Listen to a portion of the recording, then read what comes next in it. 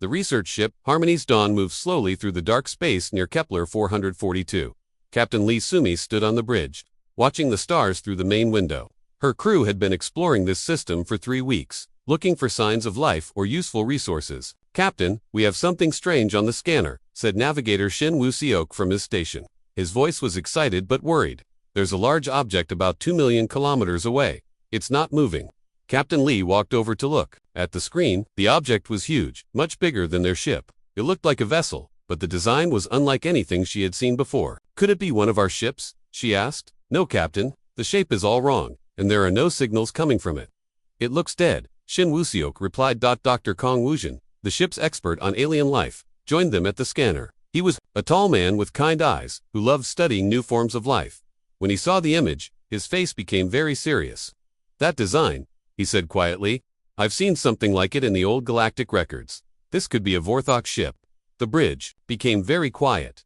Everyone knew about the Vorthok. They were the most feared creatures in the galaxy. Stories said they were giant predators who ate other intelligent species. Many people thought they were just legends, but the records showed they were real. "Are you sure?" Captain Lee asked.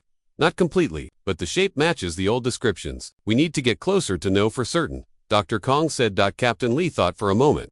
Exploring an unknown alien ship was dangerous, especially if it belonged to the Vorthok. But this could be the greatest discovery in human history. "Take us closer, but keep our distance. I want a full scan first," she ordered.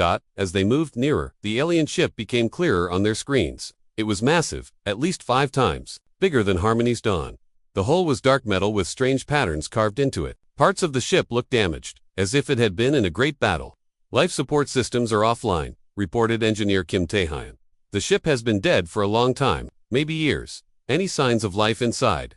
Captain Lee asked. Kim Tae-hyun checked his instruments carefully. "There's something. Very weak energy readings from the center of the ship. Could be emergency power or ... double quotes." He paused, looking confused. "Or something alive."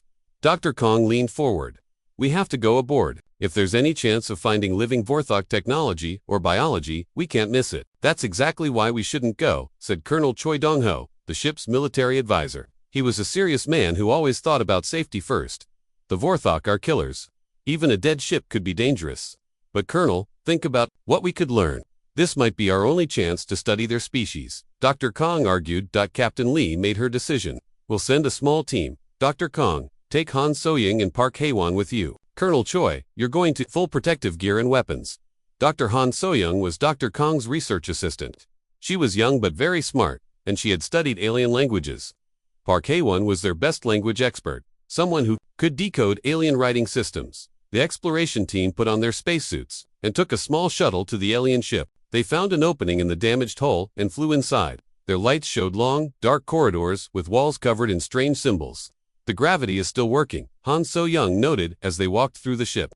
"Whatever power source they use, it lasts a very long time." The corridors were huge, built for creatures much larger than humans. The team had to use climbing equipment to reach some areas. Everything was quiet except for the sound of their breathing and footsteps. Park Hae-won stopped at a wall covered with symbols. She took pictures and ran them through her translation computer. "These are warnings," she said, after a few minutes. "Something about protecting the sacred offspring." "Offspring?" Dr. Kong asked. "You mean their children?" "I think so. The translation is not perfect, but it mentions something very important in the center of the ship." They followed the corridors deeper into the vessel. The walls became more decorated with beautiful carvings and metalwork. Finally, they reached a large chamber. In the heart of the ship, the room was enormous, with a high ceiling that disappeared into darkness above them. In the center was a raised platform with something that looked like a giant egg. The egg was as big as a small car, white and smooth, with patterns that seemed to glow softly. "By all the stars," Dr. Kong whispered. "It's beautiful." Colonel Choi kept his weapon ready. "It could be dangerous. We don't know what's inside." Han So-young took out her scanner and pointed it at the egg. "There's definitely life inside. The readings are strong. Whatever it is, it's healthy and developing." Park Hae-won was studying more symbols on the walls around the platform. "This is definitely a nursery," she said. "The writing talks about the future of their species. This egg is very important to them."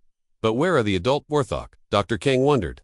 "Why would they leave their child alone?" As if answering his question, they found more corridors leading away from the nursery. These led to what looked like living areas, but they were all empty. There were signs of a great battle. Walls were damaged, and there were dark stains on the floors. "They fought something here," Colonel Choi observed. And they lost. In what appeared to be the command center, Park Hae-won found computer systems that were still working. The alien writing was complex, but she began to understand parts of it. Their home planet was destroyed, she said, reading from the screens. This was one of many ships trying to escape. They were carrying their most precious eggs to safety, but they were attacked during the journey. Attacked by whom? Captain Lee asked through the radio. The records are damaged, but it looks like otherwise thought there was some kind of civil war. This ship was trying to reach a safe planet when it was damaged. The crew died, but they protected the nursery with the last of their power. Dr. Kong looked at the egg again. Inside was possibly the last member of the most powerful species in the galaxy. A creature that could grow up to be a terrible predator, but right now was just an unborn child in need of help. The life support in this chamber is failing, Han Soyoung reported. The egg has maybe a few days before the environment becomes too hostile. Dr. Kong made a decision that would change everything. We're taking it with us. Colonel Choi stepped forward. Doctor, that's against all safety protocols. We don't know what will happen when it hatches. We know what will happen if we leave it here. Dr. Kong replied firmly. It will die, and with it, an entire species will become extinct. We can't let that happen. The debate continued over the radio with Captain Lee.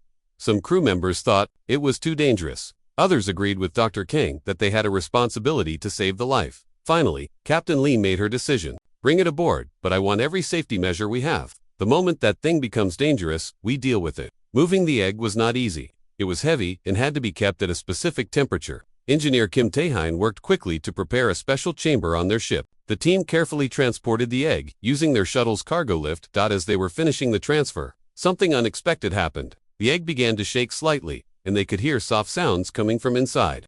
It's hatching, Han Soyoung said with excitement and fear. The movement and change in environment triggered it. Dr. Kung watched as small cracks appeared on the egg's surface. Whatever was inside was trying to get out. Soon, they would meet their first Vorthok face to face. Everyone stay calm, Captain Lee said over the intercom. We're about to make history. The cracks grew larger, and a soft light began to shine from inside the egg. The greatest discovery in human history was about to begin, and none of them knew how it would change their lives and the future of the galaxy. The egg cracked open with a soft sound like breaking glass. Dr. Kang Woo-jin and his team watched in amazement as a small head pushed through the shell. The creature inside was not what they had expected. Instead of the terrible monster from the stories, a small being emerged that looked almost beautiful. It had smooth scales that changed color from deep blue to silver as the light hit them. Its eyes were large and golden, like amber jewels. The creature was about the size of a house cat with 4 legs and small wings folded against its back. It's so small, whispered Han Soyoung, Dr. Kong's research assistant. She had been expecting something much larger and more frightening. The newborn Vorthok looked around the room with curious eyes. When it saw Dr. Kong, it made a soft chirping sound and tried to walk toward him. Its legs were still weak from just being born, so it stumbled and fell. Without thinking, Dr. Kang reached out and caught the small creature before it hit the ground. The moment his hands touched it, something amazing happened. The baby Vorthok looked up at him and made a happy purring sound. It seemed to think Dr. Kong was its parent. I think it has bonded with you, said Dr. Yoon Ji-hai, the ship's medical officer. She had come to check on the creature's health. Many animal species do this. The first thing they see becomes their family. Colonel Choi Dong-ho watched from the doorway, his hand still near his weapon. That thing is going to grow into a killing machine. We should put it in a cage before it becomes dangerous. Look at it, Dr. Kang said softly. The baby was now curled up in his arms, sleeping peacefully. Does this look like a monster to you? The crew decided to call the creature Bujel, which meant star in Korean. The name seemed perfect because of the way its scales sparkled like starlight. Over the next few days, Buell grew very quickly. By the end of the first week, it was the size of a large dog. By the second week, it was as big as a small horse. Engineer Kim Tae-hoon had to keep making the creature's living space bigger. At this rate, it will be huge in a few months, Kim Tae-hoon said as he worked on expanding Buell's room. I'm running out of space on the ship. But as Buell grew in size, something wonderful was happening. The creature was learning to be part of the human crew. It followed Dr. Kong everywhere, like a loyal pet. When Han Soyoung was working late in the lab, Bajol would lie next to her desk, keeping her company with soft humming sounds. It's amazing how intelligent it is, Han Soyoung observed. Watch this. She held up a tool and said, Buell, can you give this to Dr. Kung? The creature carefully took the tool in its mouth and walked over to Dr. Kung, placing it gently in his hands. Dr. Kung smiled and patted Buell's head. Good job, Buell. The creature made happy clicking sounds, clearly pleased. With the praised navigator Shin Woo-seok made an interesting discovery about Boulet's abilities. Captain, you need to see this, he called from his station.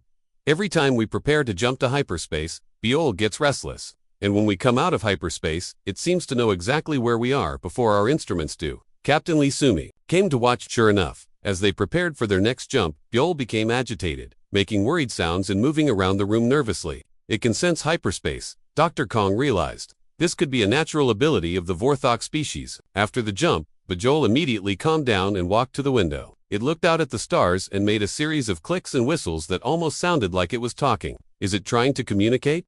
Captain Lee asked. Park K1, their language expert, had been studying Buell sounds. I think so. The patterns are too complex to be just random noise. It's trying to tell us something. She began working with Dr. Kong to teach Boyol human words. The creature was a fast learner. Within days, it could say simple words like food, water, and friend. Its voice was deep and musical, not at all frightening. The first time Buell, said Kong clearly. Dr. Kong almost cried with joy. The creature had learned to say the name of the person it considered its parent, but not everyone on the ship was comfortable with their new passenger. Some crew members were still afraid. They remembered the stories about adult Vorthok destroying entire planets. What happens when it gets bigger? Asked technician Lim Minho during a crew meeting. What if its natural instincts take over? We're teaching it to be better than its instincts. Dr. Kong replied, Biogla is learning human values. It understands friendship, kindness, and protection. To prove his point, Dr. Kang told them about what happened the day before. Han So-young had accidentally cut her hand while working. When Bujal saw the blood, instead of becoming aggressive like a predator might, the creature became worried. It gently nudged her toward Dr. Yoon's medical station and made soft, concerned sounds until the doctor treated the wound. It cares about us, Dr. Kong said. That's not something you can fake. Dr. Yoon, Ji-hai, had been studying Buell's growth and development. Its brain is developing in ways we've never seen before, she reported. The areas that control learning and social behavior are much larger than we expected. It's almost like it's designed to form bonds with other species. As the weeks passed, Buell became more integrated into the ship's daily life.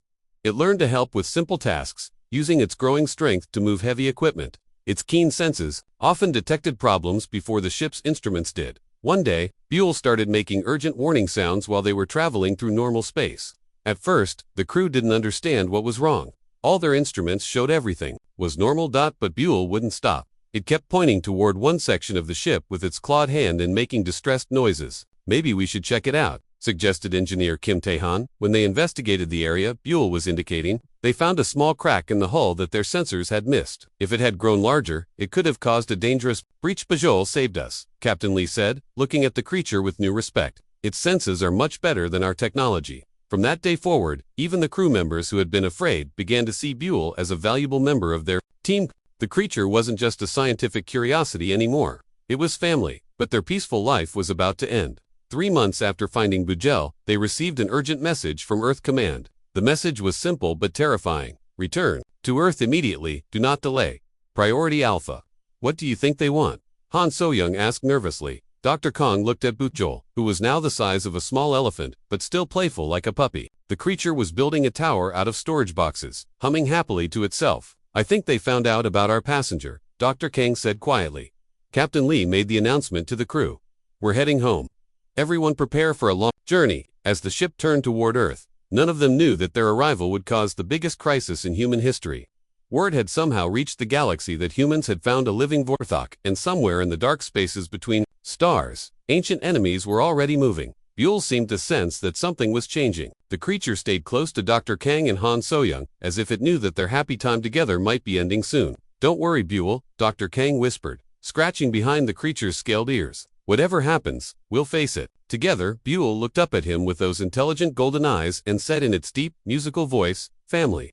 It was the most complex word the creature had learned, and it understood exactly what it meant. The journey back to Earth took 2 weeks. During that time, Buell continued to grow and learn. He was now as large as a small shuttle, but his gentle nature remained the same. He still followed Dr. Kong Woojin around the ship and played with the crew members who had become his family. When Harmony's Dawn finally reached Earth's orbit, Captain Lee Sumi was surprised to see a massive fleet of ships waiting for them. There were human vessels, but also ships from other alien species she had never seen before. Captain, we're being contacted by Earth Command, reported Navigator Shin Woo-seok. His voice was nervous. Put them through, Captain Lee ordered. Face of Admiral Park Jae-sung appeared on the main screen. He looked very serious and worried. Captain Lee, you will dock at Station 7 immediately. Do not speak to anyone about your cargo. A special team is waiting for you. Admiral, what's going on? Why are there so many ships here? Captain Lee asked. Just follow orders. Captain, the situation is more complicated than you can imagine. When they docked at the space station, armed soldiers were waiting for them. But these weren't just human soldiers, there were also tall, thin aliens with blue skin and large eyes. Dr. Kong recognized them from the galactic database as Zentari, one of the more peaceful alien species.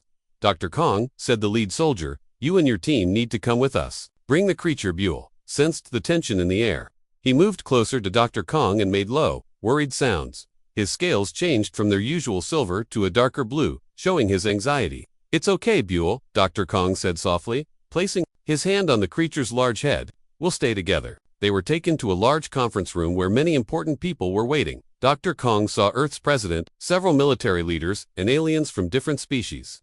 At the head of the table sat Ambassador Lim Haijin, Earth's representative. To the Galactic Council, when Bajol entered the room, several of the aliens stepped backward in fear. The creature noticed this and tried to make himself smaller, crouching down and tucking his wings close to his body. So this is the Vorthok, said one of the alien representatives, a tall being with gray skin and 4 arms. It's smaller than I expected. He's still young, Dr. Kang said, putting himself between Buell and the aliens. And his name is Buell. He's not dangerous. The 4-armed alien laughed, but it wasn't a happy sound. Not dangerous? Dr. Kang, do you know what the adult Vorthok did to my homeworld? They killed 3 billion of my people and ate them. They turned our cities into hunting grounds. Ambassador Lim stood up. Everyone, please remain calm. We are here to discuss the situation, not to blame anyone. She turned to Dr. Kang. Doctor, 3 days ago, we received a message that changed everything. The Vorthok Empire, which we thought was extinct, sent a fleet to our system. They want their child back. Dr. Kong felt his heart sink. The Vorthok Empire still exists. Yes, Ambassador Lim continued. And they're not happy that humans have taken one of their young. They consider it theft of their most sacred possession. On the room's main screen, an image appeared. It showed dozens of massive ships, each one larger than Earth's biggest space stations. The ships were dark and frightening, covered in the same strange patterns they had seen on the derelict vessel. These ships arrived at the edge of our solar system yesterday, Admiral Park said. They're demanding we return the Vorthok immediately, or they will attack Earth. Bajol had been listening to the conversation, and Dr. Kong could see that the creature understood more than anyone realized. Boulet's golden eyes were sad, and he made a soft sound that almost sounded like crying. But there's more, Ambassador Lim said. The other alien species in the Galactic Council are also demanding that we give up Buell. They're afraid that keeping him will start a war that could destroy many worlds. The blue-skinned Zentari representative spoke up. The Vorthok have been quiet for 50 years.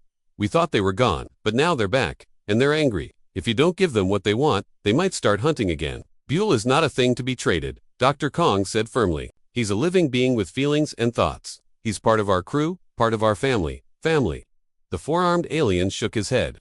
Doctor, that creature will grow up to be a monster. It's in their nature. They can't help being killers. Han Soyoung, who had been quiet until now, stepped forward. You're wrong, she said. Buell has never hurt anyone. When I was injured, he was worried about me. When our ship was in danger, he warned us and saved our lives. That doesn't matter, said another alien representative, this one with tentacles instead of arms. The Vorthok fleet will not leave without their offspring, and if they attack Earth, millions of humans will die. President Kim Yansu spoke. For the first time, Dr. Kang, I understand what this creature means to you and your crew, but I have to think about all of humanity. If giving up one alien can save millions of human lives, isn't that the right choice? Dr. Kang looked at Buell, who was watching the conversation with intelligent eyes. The creature understood that people were talking about taking him away from his human family. Bajol, Dr. Kang said gently, what do you want to do? The creature was quiet for a long moment. Then, in his deep, musical voice, he spoke words that surprised everyone in the room. Stay with family, Bial said clearly. Humans are good. Bial, protect humans. The room fell silent. Many of the aliens had never heard of Vorthok speak before, and none had ever heard one expressed loyalty to another species. Ambassador Lim looked troubled. The situation is more complex than we thought. The Vorthok fleet is not just demanding the return of their child. They're also demanding that we hand over every human who had contact with him. They want to punish you for what they see as kidnapping. They want to execute us. Captain Lee said quietly. Yes, Ambassador Lim nodded. The Vorthok consider humans to be a lower species. They don't understand why their child would want to stay with you. Suddenly, alarms began ringing throughout the station. A technician ran into the room with urgent news. The Vorthok fleet is moving. He reported, they're entering the inner solar system. They'll be here in 6 hours. The 4-armed alien stood up quickly. We need to leave. If the Vorthok attacked while we're here, they'll destroy us too. Wait, President Kim said. There has to be another solution. But it was too late. The alien representatives were already heading for the door. Give them what they want. The Zentari called back. It's the only way to save your world. Soon, only the humans were left in the room with Bugel. The creature looked sad and confused. He could sense that something bad was about to happen. What do we do now? Han So-young asked. Admiral Park spoke firmly. We follow orders. The creature goes back to its people, and we hope they keep their word about not attacking. No, said Dr. Kong. I won't let them take Buell. He chose to be with us. Doctor, you don't have a choice. Admiral Park replied. This is bigger than your feelings for one alien. But Captain Lee stepped forward. Actually, Admiral, he does have a choice. She looked at her crew. We all do. Dr. Kong understood what she meant. You're talking about leaving Earth. The Harmony's Dawn is fueled and ready, Captain Lee said. We could be gone before the Vorthok arrive. That would make you all criminals, President Kim warned. You would be fugitives from human law. Dr. Kong looked at his team. Han So-young nodded firmly. Engineer Kim Tae-hyun gave a thumbs up. Even Colonel Choi, who had been worried about Buell from the beginning, stepped forward. That creature saved our lives. Colonel Choi said. Now it's time to save his. Buell seemed to understand what was happening. He moved close to Dr. Kang and rubbed his large head against the man's shoulder, making grateful purring sounds. Then it's decided, Captain Lee announced. We leave in 1 hour. As they prepared to escape, none of them knew that this decision would make them the most wanted fugitives in the galaxy. But they also didn't know that their choice to protect one alien child would eventually change the entire balance of power among the stars. Bajol looked out the window at the approaching Vorthok fleet and made a sound that was both sad and determined. He was about to face his own people as an enemy, but he had chosen his side. He would stand with the humans who had raised him, no matter what the cost. Captain Lee Sumi guided the Harmony's Dawn away from Earth as quietly as possible. The ship's engines ran on silent mode, hoping to avoid detection by the approaching Vorthok fleet. In the cargo bay, Buell sat close to Dr. Kang Woo-jin, sensing the fear and tension of his human family. Where are we going? Asked Han So-young as she watched Earth grow smaller behind them. The outer colonies, Captain Lee replied. There are places out there where we can hide while we figure out our next move. But their escape did not go unnoticed. Within hours, messages were being sent across human space. Every colony, every space station, every mining facility received the same warning. The crew of Harmony's Dawn were now enemies of Earth. Anyone who helped them would face serious punishment. Engineer Kim Tae-hyun monitored the communications. Captain, they're calling us traitors. They're saying we stole an alien weapon. A weapon, Dr. Kong said angrily. Bujal isn't a weapon. He's a child. Bujal looked up at the sound of his name. The creature had grown even larger during their journey. He was now the size of a small building, but he still acted like the gentle being they had raised. His golden eyes showed sadness as he sensed the anger in Dr. Kong's voice. Bajol understand, the creature said in his deep voice. Bajol make trouble for family. No, Bajol, Dr. Kong said firmly, placing his hand on the creature's massive head. You didn't make trouble, other people made trouble. 3 days after leaving Earth, they received terrible news. Navigator Shin Woo-seok picked up emergency broadcasts from several human colonies. The Vorthok are attacking civilian targets. He reported with horror. They're demanding information about our location. On the screen, they saw images of destroyed space stations and damaged colony ships. The Vorthok were keeping their word about not attacking Earth, but they were hunting through human space, looking for Beulah. How many people have died? Captain Lee asked quietly. Hundreds so far, Shin Woo-seok replied. And the attacks are getting worse. Dr. Yoon Ji-hai, the medical officer, was treating injured refugees they had picked up from a damaged transport ship. These people lost everything, she said. The Vorthok destroyed their homes, looking for us. Buell heard this and made a sound of deep sadness. The creature understood that his own people were hurting innocent humans because of him. Maybe I should go back, Bajol said slowly. Stop the hurting. Absolutely not, Dr. Kong replied. If you go back to them, they'll kill you for choosing humans over your own species. They needed a place to hide and plan their next move. Park Hae-won, their language expert, had been studying star charts and found something interesting. There's an asteroid mining station called New Busan, she said. It's far from the main shipping routes, and the people there don't like following Earth's orders. Why not? Captain Lee asked. They're mostly rebels and independent miners. They've been fighting against unfair treatment by Earth's government. For years, Captain Lee made the decision. Set course for New Busan. The asteroid station was hidden deep in a field of floating rocks. As they approached, they were met by armed patrol ships.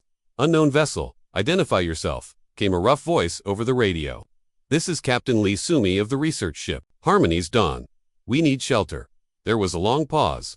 Then a different voice spoke. Captain Lee, this is Kwon Minho, Commander of New Busan, we know who you are. Come aboard, but keep that creature of yours under control. New Busan was built inside a large asteroid. The station was rough and industrial, filled with miners and workers who had tough, weathered faces. When Buell walked through the corridors, people stopped and stared. Some looked afraid, but others seemed curious. Commander Kwon Minho was a tall man with scars on his face and arms. He had been fighting against Earth's unfair laws for many years. So you're the famous fugitives, he said when they met in his office. The ones who chose an alien over humanity. We chose what was right, Dr. Kang replied. Kwon Minho laughed. I like that answer. Earth's government has been treating us like criminals for years, just because we want fair wages and safe working conditions. Now they're calling you criminals for protecting a child. He agreed to let them stay at New Busan but warned them about the dangers. The Vorthok are getting closer, he said. They've attacked 5 more colonies in the past week, and Earth has put a huge reward on your heads. Bounty hunters from all over the galaxy are looking for you. As if his words were a prediction, alarms began ringing throughout the station. A technician ran into the office with frightening news. Commander, we have 3 Vorthok ships approaching the station. They'll be here in 30 minutes. Kwon Minho stood up quickly. How did they find us so fast? Dr. Kong felt his heart sink. They can probably track Buell somehow. We've led them right to innocent people. But Bujel had heard the alarms and understood what they meant. The creature had been learning more about his own species from the station's computers. He knew that adult Vorthok were powerful fighters, each one capable of destroying an entire ship by themselves. Buell, protect station, the creature said firmly. Buell, fight own people. You can't fight 3 adult Vorthok, Dr. Kong said with worry. You're still young. Buell strong, the creature replied. Buell learned from humans. Fight smart, not just strong. Commander Kwon called his fighters to prepare for battle, but everyone knew they had little chance against Vorthok warriors. The station's weapons were designed for mining, not fighting. When the Vorthok ships arrived, they sent a message to the station.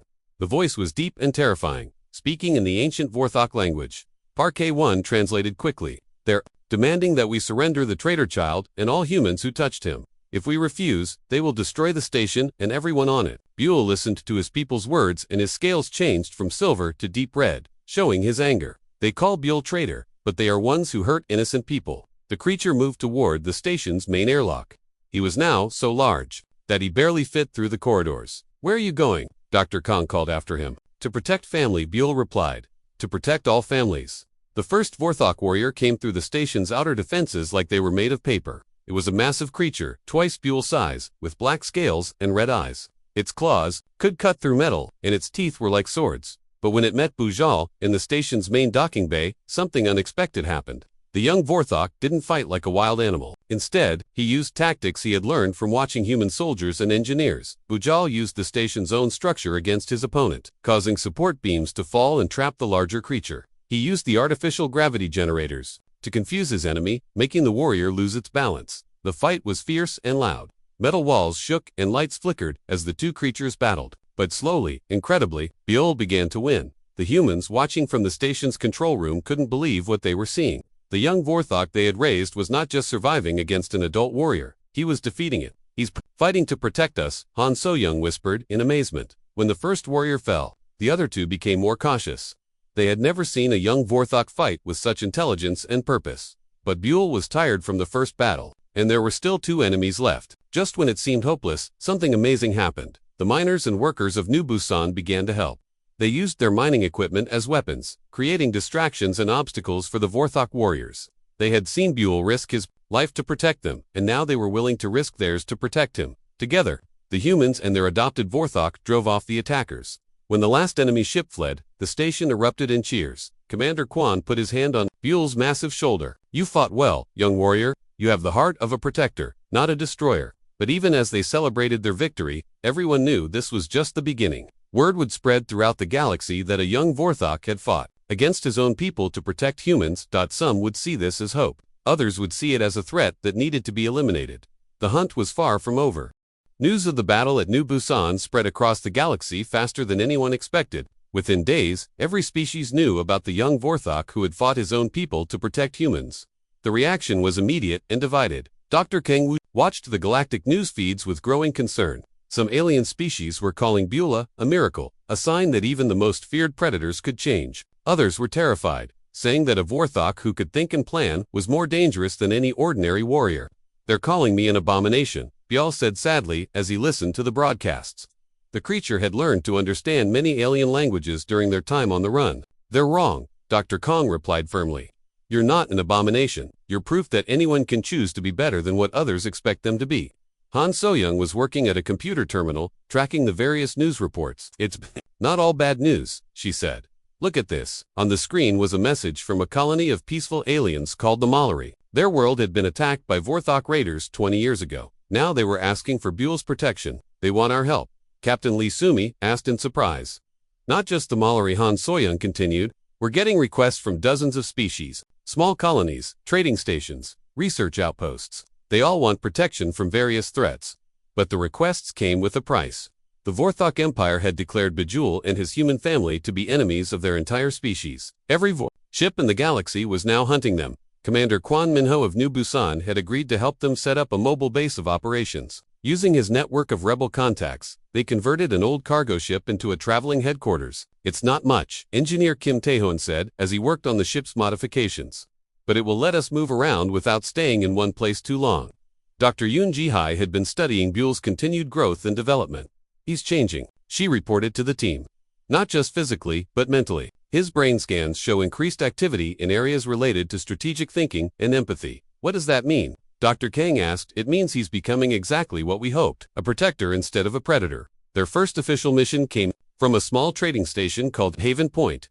The station was being threatened by space pirates who demanded tribute money every month. The local security forces were too weak to fight back. When the Harmony's Dawn arrived at Haven Point, Bejewel was nervous. This would be the first time he deliberately used his power to help strangers. What if I hurt innocent people? He asked Dr. Kang. What if I lose control and become like other Vorthok? You won't, Dr. Kang said with confidence. You know the difference between protecting and destroying. Trust yourself. The space pirates had 6 armed ships and thought they were dealing with an easy target. When they saw the research vessel approaching, they sent a mocking message. Turn around, little ship, or we'll add you to our collection of scrap metal.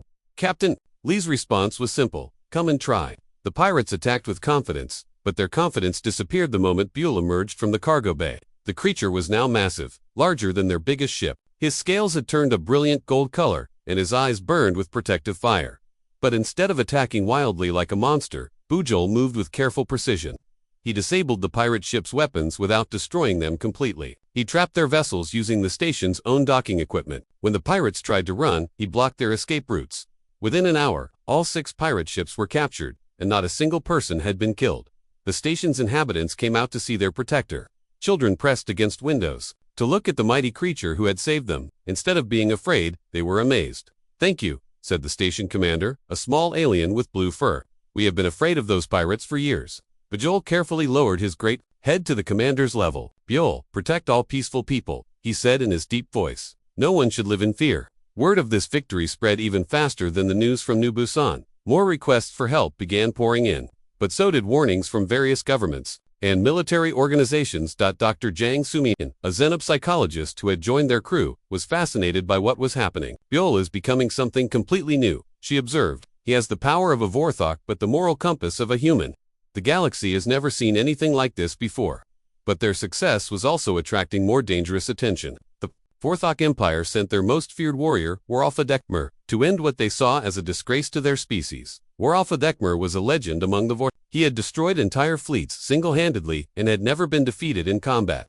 His ship was 3 times larger than any other Vorthok vessel, and his crew was made up of the most violent warriors in the Empire. When his ship appeared on their scanners, everyone on the Harmony's Dawn knew they were in serious trouble. He's not coming to capture me, Buell said quietly. He's coming to kill me and everyone who helped me. Then we run, Captain Lee said immediately. No, Buell replied, his voice firm and determined. Running will only put more innocent people in danger. If I don't face him now, he will hunt us forever. Dr. Kang felt his heart break. Buell, you're strong, but you're not ready to fight a war. They're the most dangerous creatures in the galaxy. Maybe, Buell said, but I have something he doesn't have. What's that? Buell looked around at his human family, at the people who had raised him with love and kindness. I have something worth fighting for. The final confrontation was arranged to take place in neutral space, far from any inhabited worlds. Dozens of alien ships came to witness what many believed would be the last battle of the famous Guardian War. Waralfa Dekmer's ship was a monster of black metal and weapons. When he emerged for the fight, he was twice Buell's size, covered in battle scars, and radiating pure hatred. You are a disgrace to our species, he roared in the ancient Vorthok language. You protect the weak, instead of consuming them. You have forgotten what it means to be Vorthok. No, Buell replied calmly, also speaking in his people's tongue. I have learned what it means to be something better. The battle was fierce beyond anything the watching aliens had ever seen. Where Alpha Dekmer fought with centuries of experience and unlimited brutality. But Buell fought with intelligence, compassion, and the desperate need to protect those he loved. For hours they battled among the stars, their conflict visible from thousands of kilometers away. When it finally ended, where Alpha Dekmer lay defeated, and Buell stood victorious but wounded, the young Vorthok looked up at the assembled alien ships and spoke words that would be remembered for generations. I am Buell, guardian of the peaceful. I will protect any who ask for help, and I will fight any who prey upon the innocent. This is my choice, and this is my promise. In that moment, watching alien civilizations realized that the galaxy had changed forever. The most feared predator species had produced a protector, and that protector had chosen to stand with the weak against the strong. The age of the Guardian had begun. 5 years had passed since Buell's victory over War Alpha Dekmer. The galaxy had changed in ways no one could have predicted. What started as one rescued alien child had grown into something that transformed the entire balance of power among the stars. Dr. Kong Wuji, now older with gray hair at his temples, stood on the bridge of their new flagship, the Guardian's Hope. Through the main window, he could see a sight that still amazed him every day. Dozens of ships from different species traveled together in what they called the Guardian Fleet. Status report, called Captain Lee Sumi from her command chair. She wore the uniform of the Guardian Alliance, an organization that had grown from their small crew into a galactic peacekeeping force. All ships ready, Captain, reported Navigator Shin Woo-seok. The distress signal is coming from the Kepler 438 system. A colony ship is under attack by raiders. Dr. Kang smiled as he watched Buell prepare for another rescue mission. The creature was now enormous, larger than most space stations, but his gentle nature remained unchanged. Buell had become the Guardian Alpha, leader of not just their fleet but of a new generation of Vorthok who had chosen protection over predation. Buell, ready for mission, the great creature announced over the communication system. His voice was deep and powerful, but filled with the same kindness Dr. Kong remembered from when Buell was small. The transformation of the Vorthok species had been the most surprising development of all. After Buell defeated War Alpha, many young Vorthok began to question their people's violent ways. Some even left their homeworlds to join Buell's cause. Guardian Alpha came a voice from one of the escort ships. This is Cora, requesting permission to lead the advance team. Dr. Kang looked at the communication screen and saw another Vorthok, smaller than Buell, but still impressive. Cora had been one of the first to join their cause, abandoning her warrior training to become a protector instead. Permission granted, Cora. Buell replied. Remember, we protect the innocent first. Capture the raiders if possible, but do not let them escape to hurt others. The Guardian fleet moved through hyperspace with incredible speed. Buell's natural ability to sense hyperspace, combined with improved human technology, made them the fastest peacekeeping force in the galaxy. When they arrived at Kepler 438, they found a terrible scene. A large colony ship carrying families to a new world was surrounded by raider vessels. The raiders were demanding that the colonists surrender all their supplies and belongings. Guardian Fleet, this is Colony Ship New Hope, came a desperate message. We have 3,000 civilians aboard, including many children. The raiders say they will destroy us if we don't surrender everything. Captain Lee opened a communication channel to the raider ships. This is Captain Lee Sumi of the Guardian Alliance. You will cease your attack immediately and withdraw from this system. The raider leader's response was filled with mockery. Guardian Alliance, we don't recognize your authority. These people are our prize, and we'll take what we want. Then you have chosen your fate. Buell's voice boomed across the communication channel. What happened next showed how much the galaxy had changed. The Guardian fleet didn't attack with overwhelming force like the old Vorthok Empire would have done. Instead, they moved with careful precision. Buell and his Vorthok companions disabled the raider ships' weapons and engines without destroying them. Human ships rescued any raiders who were floating in escape pods. The entire operation was completed in less than an hour, with no loss of life on either side. Why don't you just kill us? Asked the captured raider leader when he was brought aboard the Guardian's Hope. That's what everyone else does. Major No Young Soo, who had joined their crew as a tactical expert, answered the question. Because killing is easy. Teaching people to be better is hard, but it's the right thing to do. The raider looked confused. You're going to try to reform us. We're going to give you a choice, Dr. Kong explained.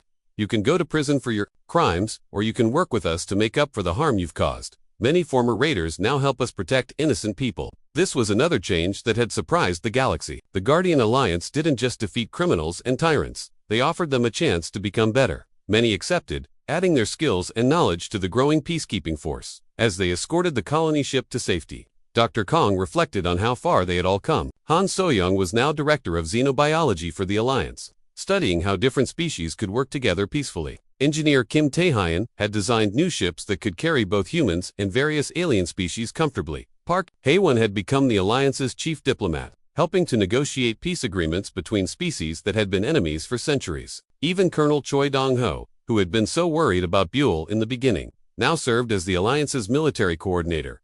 But the biggest change was in Buell himself. The creature who had once been a lost child was now a leader whose word carried weight across the galaxy. When the Guardian Alpha spoke, even the most powerful governments listened. Dr. Kong Buell said as they traveled back to their base, "Do you ever regret the choice you made that day, when you decided to save one lost egg?" Dr. Kong smiled and placed his hand on the massive creature's scaled hide. "Never, Buell. Was the best decision I ever made, even though it made us all fugitives, even though it caused so much trouble. Especially because of that. The trouble we caused was the right kind of trouble. Sometimes you have to break bad rules to make good changes." Their base was now located on a small planet called Haven, which had become the headquarters of the Guardian Alliance. The planet was home to representatives from hundreds of species, all working together to maintain peace in the galaxy. As they approached Haven, Dr. Kong could see the schools where young beings from different worlds learned together. He could see the research centers where scientists worked to solve problems that affected multiple species. Most importantly, he could see the nurseries where young Vorthok were being raised with love and compassion, instead of violence and hatred. Guardian Buell came a transmission from the planet's surface. "We have received 17 new requests for assistance. 3 are emergencies requiring immediate response." "Understood," Buell replied. "Prepare teams for deployment." The work continues. Dr. Kong watched as his adopted son coordinated rescue missions across 3 different star systems. Each mission would save lives and make the galaxy a little bit safer for peaceful species. "Are you proud of what we've built?" Dr. Kang asked Boo. Golden eyes looked out at the stars, where ships from the Guardian fleet were already heading to their next missions. "I am proud of what we've become," he said, "but more importantly, I am hopeful for what we will become." In the years that followed, the Guardian Alliance continued to grow. More species joined their cause. More former enemies became allies. The galaxy slowly became a place where the weak were protected instead of exploited. Historians would later mark the day Dr. Kang chose to save one alien egg as the beginning of a new age. It was the day that proved even the most feared predator could learn to be a guardian, and even the smallest act of kindness could change the entire universe. But for Dr. Kong, looking at Bujool, as the great creature gently helped a group of refugee children board their ship, it was simply the day he chose love over fear. And that choice had made all the difference.